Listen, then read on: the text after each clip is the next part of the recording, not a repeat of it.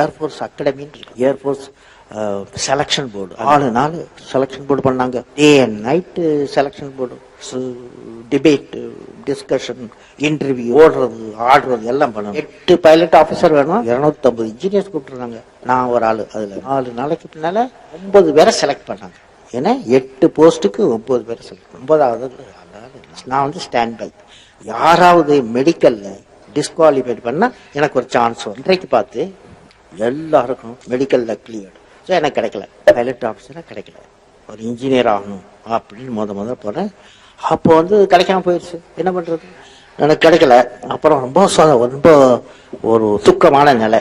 என்னடா நம்ம வந்து இவ்வளவு கஷ்டப்பட்டு படித்தோம், அங்கே போன இடத்துல கிடைக்கலையே அப்படி. அங்கேருந்து ஒரு பஸ்ஸை பிடிச்சேன்.